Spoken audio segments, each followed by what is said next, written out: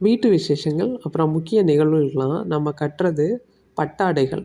அது வந்து ஒரு கிராண்டான ட்ரெஸ்ஸாக மதிக்கப்படுது.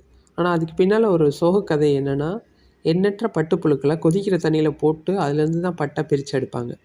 இப்படி ஒரு உயிர்கள் கொல்றனாலே வந்து ஒரு சிலர் பட்டு கூட கட்டவே மாட்டாங்க. அதுக்கு பதிலாக காட்டன் கட்டுறோம் அப்படின்னு சொல்லுவாங்க. கேட்டால் எண்ணற்ற புழுக்களை வந்து கொன்று தான் வந்து உருவாக்கப்படுது பட்டு அப்படின்னு சொல்லுவாங்க. இப்போ ஐஐடி மும்பையில் என்ன கண்டுபிடிச்சிருக்காங்கன்னா, பட்டுப்புழுக்களை கொல்லாமலே பட்டை வந்து பிரித்து எடுக்க முடியும் அப்படின்னு கண்டுபிடிச்சிருக்காங்க.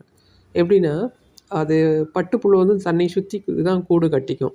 அந்த கூடுகளை தான் வந்து தண்ணியில் போட்டு கொதிக்க வச்சு பிரித்து எடுப்பாங்க. அதுக்கு பதிலாக பட்டுப்புழுக்களுக்கு சமதளத்தில் வந்து கூடு கட்டக்கூடிய பயிற்சி கொடுத்துடணுமா ஃபஸ்ட்டு. அதுக்கப்புறம் புழுக்களை எல்லாத்தையும் பிரித்தெடுத்து அதுங்களை வந்து பட்டுப்பூச்சியாக வளர விட்டுட்டு பட்டை வந்து பிரித்து எடுக்க முடியும். அதுக்கு எந்தவித தொந்தரவும் கொடுக்காமலே பட்டை பிரித்து எடுக்க முடியும் அப்படின்னு ஐஐடி மும்பை கண்டுபிடிச்சிருக்காங்க. அந்த திட்டத்துக்கு பேர் ஜீவோதயா. அப்புறம் இது வந்து பட்டு கட்டுற எல்லாருக்குமே வந்து ஒரு நல்ல செய்தி.